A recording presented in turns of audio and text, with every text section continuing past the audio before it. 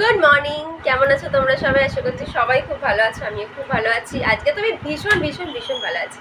আজ হচ্ছে শুক্রবার, 18ই জুলাই, পয়লা শ্রাবণ, আমার মায়ের জন্মদিন। এটা হচ্ছে সবার প্রথম জিনিস, সেই জন্য আমি খুব খুশি। অলরেডি তোমরা দেখে নিয়েছো, আমি মাকে গিফট ফিফট দেওয়া হয়ে গেছে আমি আমার দিক দিয়ে মুক্ত। এইবারে যেটা হচ্ছে, আজকে থেকে শুরু হলো শ্রাবণ মাস, ভোলে বাবার জন্মমাসই তো শ্রাবণ মাসটা। তো আমি এই যে সবুজ চুড়ি সামনে নিয়ে বসে পড়েছি, পরবো। আমি পুরো মাসটাতে পড়তাম না আগে, জানো তো, আমি শুধুমাত্র সোমবারে পড়তাম। তারপরে মা বললো যে না, নাকি পুরো মাসেই পড়তে হয়। তো আমি ভাবলাম যে ঠিক আছে, পুরো মাসে পুরোটা পরবো না, কারণ কাঁচের চুড়ি তো খুব ভয় লাগে আমার হাত থেকে ভেঙে টেঙে যারা আগের বছর একটা চুড়ি ভেঙে গেছিলো কিছু একটা রাত্রিরে শুনতে গিয়ে বা কিছু এটা নামতে শুরু করে দিয়েছে। তো সেই জন্য এই যে পরে নিলাম চুড়ি, আর আমি একদম সেজে গুজে রেডি হয়ে গেছি। আজকে মায়ের জন্মদিনে আমার মা তো সাজে না কোনোদিনই, আমি ছোটো থেকে দেখিনি। তার উপরে ঘড়ি চুড়ি, ও ঠিক আছে, ইটস ওকে। আমি সেজে গুজে নিয়েছি। আমার মাকে ছোটো থেকে সাজতে দেখি না, আমার মায়ের সাজার দরকার হয়, আমার মা এমনি সুন্দর। তো আমি রেডি হয়ে গেছি, আর এবার বেরোবো। আর বক বক না করে আজকে দিনটাকে শুরু করি।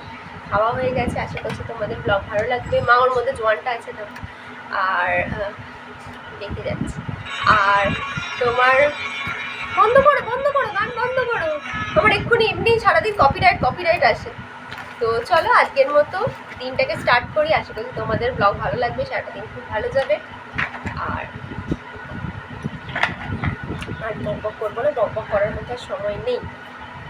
চলো এবার আমরা বেরিয়ে পড়ি, কেমন? দিনটাকে শুরু করি, অপেক্ষায় থেকো সন্ধ্যেবেলা। টাটা।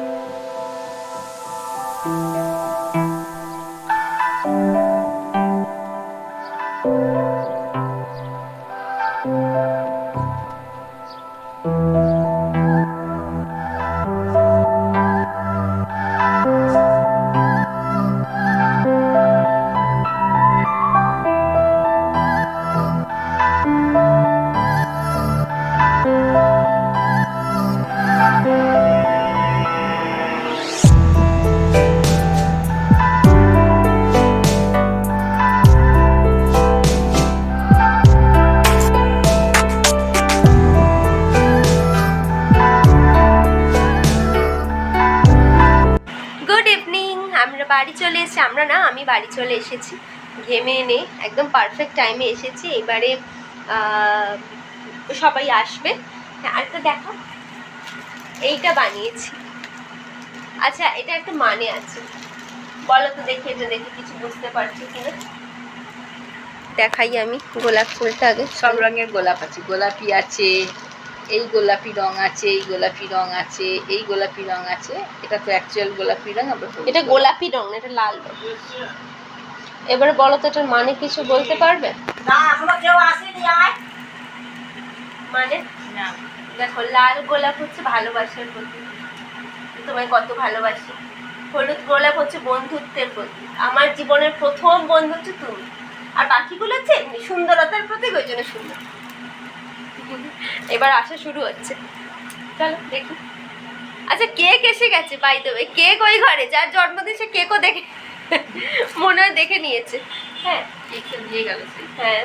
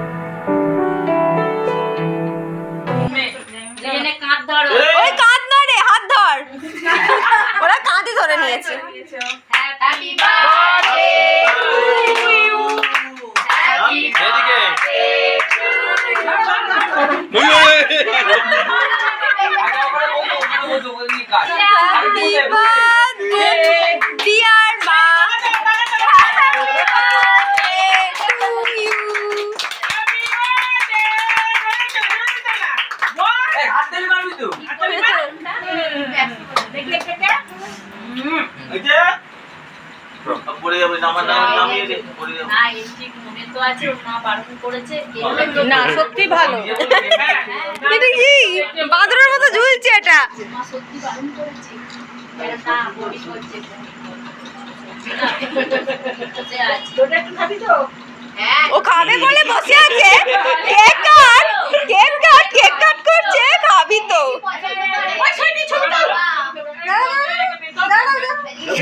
ই বাবা রে। ভালো না আছে যা যা সবাই যা না এই নো ইউ নো না না একটুখানি যেতে কিচ্ছু হবে না ইউ নো ইউ একদম নো এই কিচ্ছু হবে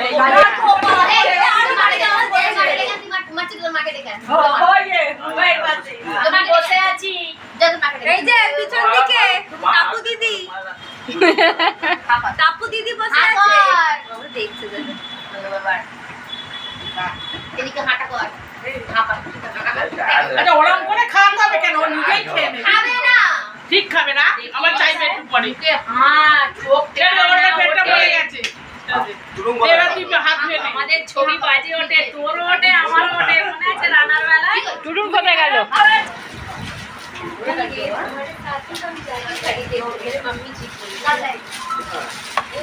পাতা ধরে থাক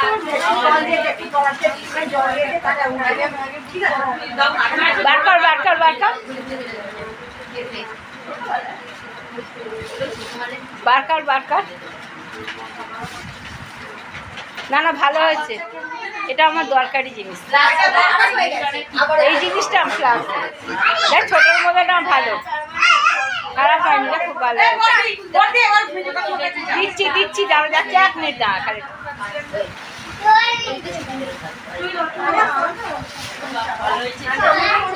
এটা বড়ও আছে, ওটা ছোট ছিল দেখ, এটা বড় আছে।